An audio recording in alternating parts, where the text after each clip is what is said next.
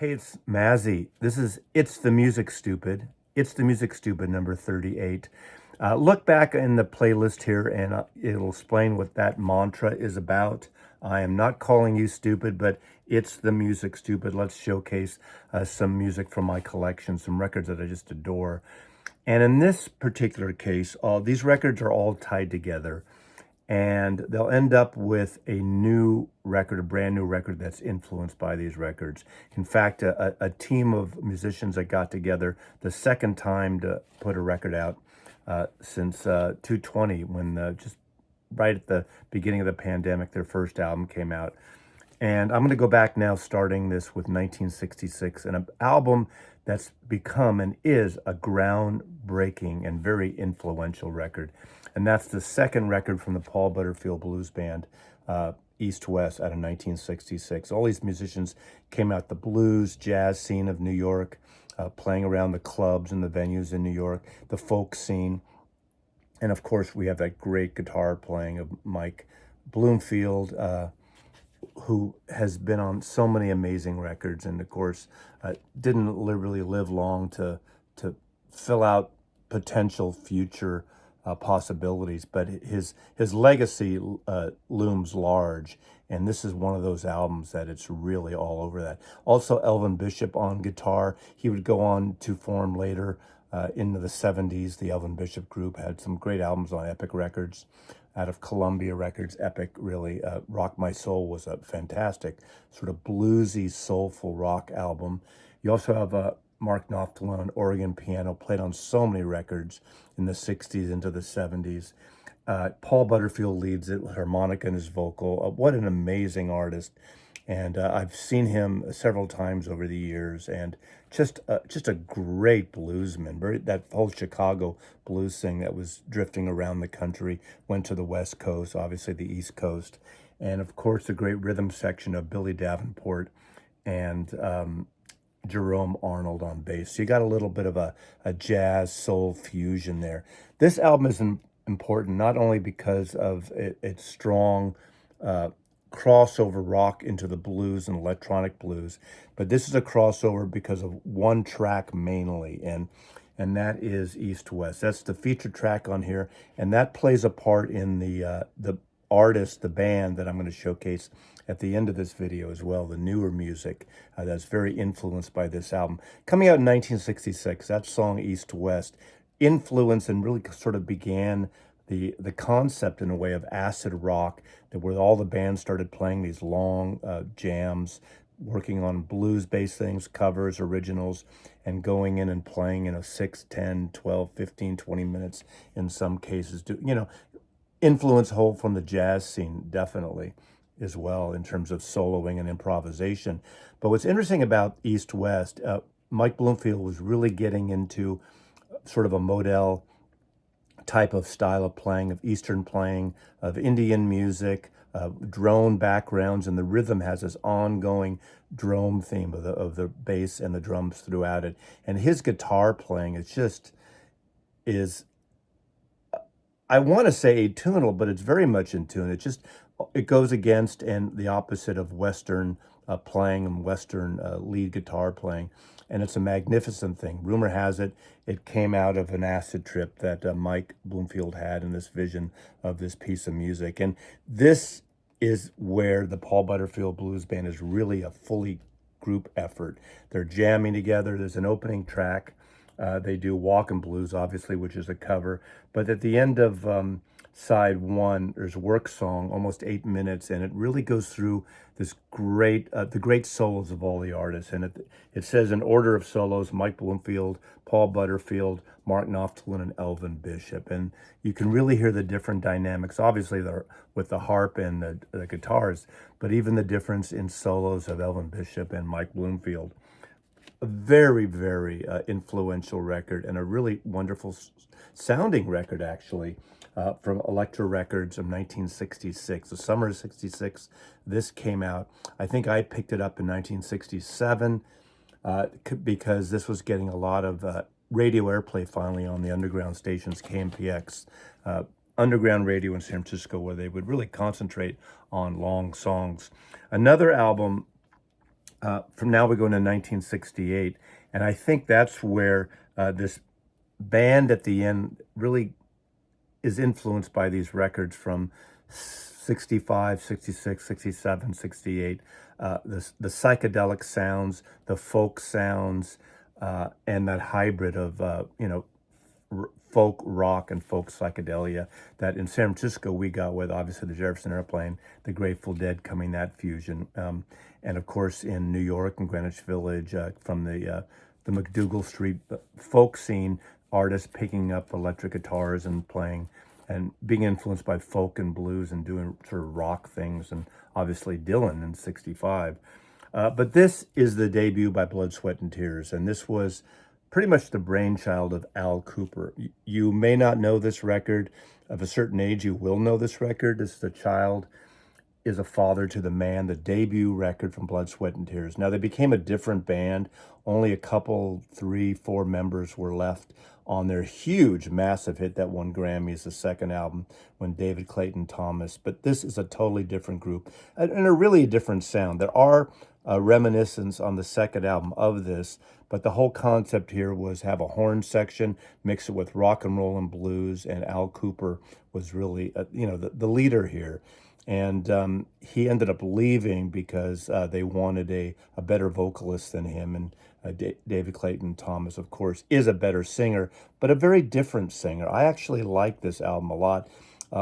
Every once in a while, I think this is the more interesting album. Of course, you can't deny how great that second Columbia record is with all those hits, Spinning Wheel, the Laura Nyro covers, and Eric Satie pieces of fusion of jazz and rock and blues too. But this one has a more a hybrid sound of pop music, of psychedelia, tinges of psychedelic blues guitar, and covering some great songwriters. They cover on here Randy Newman's Just One Smile, Harry Nilsson's Without Her, Tim Buckley's Morning Glory, and that, I believe, that one is sung by Steve Katz, because both Steve Katz and Al Cooper came out of the Blues Project. So that whole blues hybrid thing was crossing over and adding this horn section, Randy Brecker, the Brecker brothers, who would later leave also before the second album. And this had one track again that got so much FM radio play in that time, is I Love You More Than You Will Ever Know.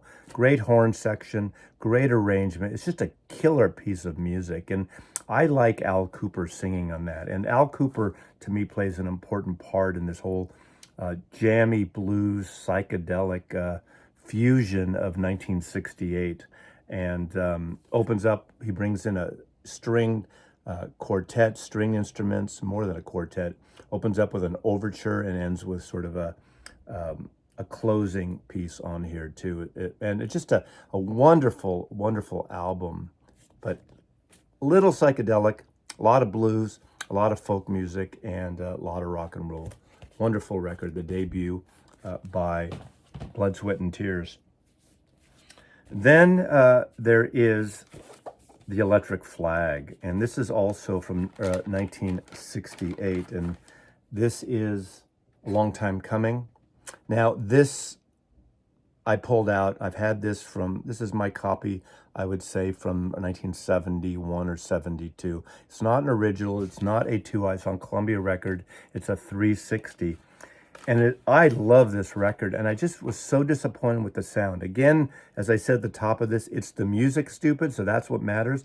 But after playing all these records, including the new ones, the old ones, the next one coming up, that sounded fabulous. There's a thinness to this, so I'm really curious now if a 2i sounds that much better, if I got a fluke here, and I understand there's a music on vinyl that came out maybe 7, 8, 9 years ago, how good that is. If anyone has it, please let me know. Now, this is a wonderful record too, and there's a song on here, which is the second song called Groovin' Is Easy, and that was one of those songs that right in 1968 was sort of the key FM song. Now, it was never an AM hit, but it got a lot of play, I'm sure, on the East Coast, but definitely on the West Coast, I know. And so I assume it got play in all these kind of FM stations around the time in 1968. It was written by Ron Pulte, which is an unusual person to write. because he came west. He was in San Francisco. He was a manager of bands. He managed the Ace of Cups. He managed for a while Quicksilver Messenger Service, and he wrote this song. And it is on an album, which you'll see at the end. I keep teasing this last band, but that song has this great like horn section, very soulful psychedelic pop, and a killer like fuzz-based lead guitar thing. It has that soul bluesy sound with a little toe in psychedelia with the guitar playing. You have obviously Michael Bloomfield on guitar. You got Harvey Brooks doing some great bass work. Barry Goldberg, Herbie Rich, and Mike Fonterra on keyboards. Harvey Brooks, I said, on bass. What an amazing bass player, and he's not mentioned much at all. And the next album is the thing that really kind of got me in 1968 into Harvey Brooks. Of course, you got Buddy Miles on here, who would later start Buddy Miles Express. He would work with Jimi Hendrix with Band of Gypsies. Great drummer. One of the drummers on this. And then you got sax horn players, and this is the Electric Flag. Psychedelia, soul, blues, and I was just unfortunate that this was a very thin-sounding album to me. But I need to check other versions because the music is fabulous. And yes, that's what it comes down to first. But again, while I've been playing all these the last several days, I just noticed that I kept putting it on, and there was so much space and dynamic on just like even original, and not even original, even second pressings. That leads me up to this 1968. Now this is actually probably a 1971 press on Columbia Records. I did have an original. I got this right when it came out. Got so much FM radio play in that, and I think my record got messed up, and when I worked in the record business, I was able to grab another copy. So from the 70s, this is my copy, maybe 73. Doesn't really matter, it's the music, right? But even my copy from the 70s on a 360 sounds so good. Now this is an album that was a pretty big hit. Didn't hit number one, but it hit the top 10, and it was a real surprise. This is Super Session. Of course, Al Kooper leaves Blood, Sweat, and Tears, and after this, he becomes an A&R man and producer for Columbia Records. They bring him in, and obviously Bloomfield and Cooper worked on Like a Rolling Stone and Highway 61, and that's really how they kind of got together, and they did some amazing work together. So Al Kooper booked some time at, I guess, Columbia Studios in Los Angeles, 2 days to do some jamming, make a jam album. And on here, you got great musicians. You got, obviously, Al Kooper, piano, organ, on vocals. Again, does the main vocals on here, 12-string guitar, electric guitar. Harvey Brooks on bass. And I tell you, Harvey Brooks and Eddie Ho are the magic sauce that really holds us together. Eddie Ho is one of these drummers I've never heard anyone talk about him in years watching these videos on YouTube, but what a drummer, soul and jazz and the rhythm he has. The recording of the drums just sparkle. They're in the right channel for the most part. And you can hear the cymbals, the drums, the snare, they pop. And they sound so friggin' good. And the bass on this in 1968 is amazing. Usually they tame the bass back at that time because of people's systems. So, again, I hate to bring up the word audiophile versions. I don't know if there ever was one of this, but it'd be interesting to hear what they would do with this record now, because this sounds friggin' amazing. And this is produced by Al Kooper, who became this great producer, obviously. Ed Katera worked as an engineer on several of these albums. He worked at Columbia, and then he came to San Francisco, worked with David Rubinson on a lot of albums, like Santana and Abraxas and those groups. And he had a great ear and a just great sounding record, amazing sounding record. The story here, which is a common story, he books 2 days, Al Kooper, and he brings in Mike Bloomfield, and they're jamming. They're doing these songs. They just cover songs, jamming songs, and it clicks on day one. Mike Bloomfield had issues with sleep deprivation, insomnia, so he gets on a plane from LA, flies to his home in Mill Valley, and just disappears. frantically, Al Cooper makes some calls and brings in Steve Stills. Stephen Stills, this is between Buffalo Springfield and Crosby, Stills and Nash, and plays on the second day. That's why one side of this is on guitar is Mike Bloomfield, side two is Stephen Stills. And it's like day and night, night and day, but both are great. Now, the key track on this whole album is Day 2 with Steve Stills and Al Cooper, I think. And it's an 11-minute version of Donovan's Season of the Witch. It's a brilliant version with lead guitars and organ riffs and horns lifting up. There is a CD expanded Legacy, Sony Legacy version that came out some years ago that has a version without the horns. So if you're a CD person, find that CD. It is wonderful. And this is a killer track of that. And it sounds so good. I blasted this. I played this album through twice in a row. It was so good. It opens up the album on side one with the Bloomfield stuff with Albert Shuffle, goes into Stop, Man's Temptation, a Curtis Mayfield song, his Holy Modal Majesty, kind of an original thing that's very psychedelic, almost circus-like with this instrumental organ sound that Al Cooper gets, and ends up with really, this is a fantastic record. Some instrumental, some vocals. Again, all the vocals are Al Cooper, and he does a great job. He's no David Clayton Thomas. He doesn't have that soulful, strong voice, but it works in this material. And again, everybody I knew at my age in 1968, 69 owned this record. This is one of those records it would play all the time. Wonderful, wonderful record. Side two opens up with a really poppy, fast 3-minute, 30-second version of Dylan's It Takes a Lot to Laugh, It Takes a Train to Cry. Almost don't even recognize it's the same Dylan song, but it's really good, a really good sort of poppy blues thing. It crosses over there. You Don't Love Me, Willie Cobb song, the blues singer, harmonica player, I think. Willie Cobbs did the song, and that's very poppy. It's a very, could have been a single off this album. I don't know what the single. And it closes up with the only song I know Harvey Brooks ever wrote, the bass player, and it's called Harvey's Tune. And the horns are on that tune, and it sounds like it'd be the end of a TV show, a noir TV detective type show. And it's a beautiful kind of the romance section, 2 minutes, 9 seconds, that closes out the album.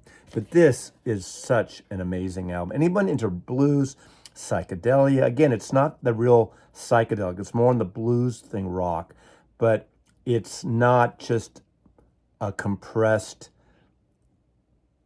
mash of things. All the instruments just sound really wonderful on this. And my guess is if this sounds good from the 1970s, every version of this record, I would guess, sounds really good. So Super Session, Mike Bloomfield, Al Cooper, Steve Stills, and just wonderful, wonderful record. I understand that apparently Mike Bloomfield was in a way crushed that became such a hit, and the Electric Flag album bombed. Now out to the new album I want to showcase, and I'll mention both their albums. And this just came out, and this is The Third Mind. This is their second album. And they're not an official group. They get together. I think it started with this album in 2020, and this came out just the beginning of the pandemic. I had tickets to see them in Seattle, and then, of course, everything was canceled, closed down, so I never saw them. I am going to see them in Seattle in January.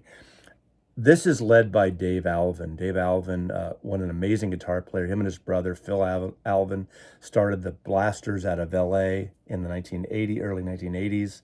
They were on Slash Records, very rockabilly, bluesing. He's a very roots player. He's played all over. I mean, with a lot of bass. Played with X for a while, toured with them for a while. This album is so good. 2 record set, 3 sides.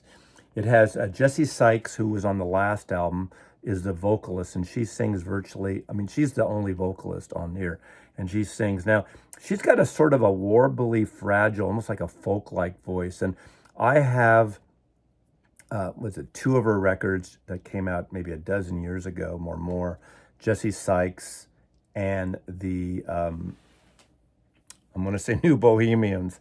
No, Jessie Sykes and the Sweet Hereafter. There we go. I got the wrong kind of hippie lingo there.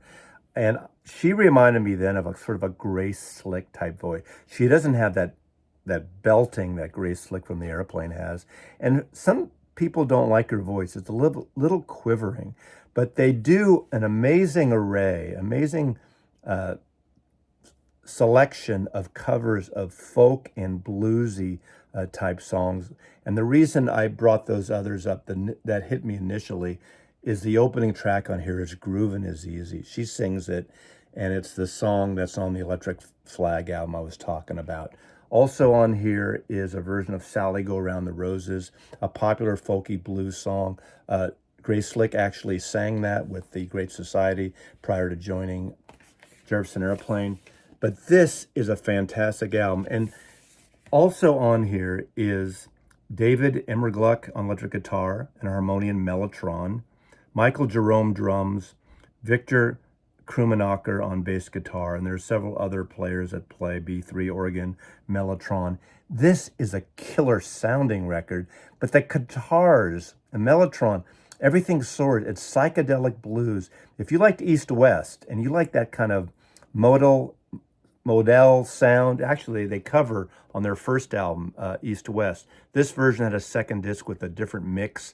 They do East West on here, and Phil Alvin nails it. His guitar is fuzz drain, wah-wah, really amazing. The guitar sounds so good. I haven't heard any new music, any new bands that has a sound that emulates that 1966 to 68 period exactly. Everyone obviously, and they're not Xeroxing it. They're not covering it the same way. Why bother when you do a cover? This sounds so good. This is a record you want to just turn up, blast it, and just, relax all thoughts, surrender to the void. And it says here, all songs spontaneously arranged by the third mind. So I don't know this for a fact, but I think they got this thing of songs and they started playing with them, towing some classic songs from albums like these albums around this period, and just went with it. And they're so good, so good. I like the new one better than the first one, although the first one is really good too. As I said on the very first one, they do The Dolphins, the song by Fred Neil, great folk singer that actually literally moved to Florida to take care of dolphins research and preservation. But that wonderful song, Dolphins. They do Morning Dew, of course. Everyone's done Morning Dew, especially probably the Grateful Dead. For a lot of people, you may know that. They do East to West, as I said, and there's a full mongrel VSO mix. There's 2 versions, I think, on here. So we got 3 versions of East to West on here on their first album. But I would say go with this. The vocals are great. That might be my weakest link, but they're not bad at all. It's just a voice you need to get used to. But the playing, there's a lot of good bass on here. Just everything. This is one friggin' groovy album. The Third Mind 2. This is on Yep Rock Records. It's going to be in my top records of 2023. It's so good. So thanks for watching this blues psychedelia stuff. This is the kind of stuff that excites me in music. And this is why I make these videos and I showcase my collection. Because when something clicks, even with all this music, when something that I've had for 50 plus years really clicks again, I know, why I'm here and why I'm doing this. So thanks for watching. Mazzy loves you. Take care.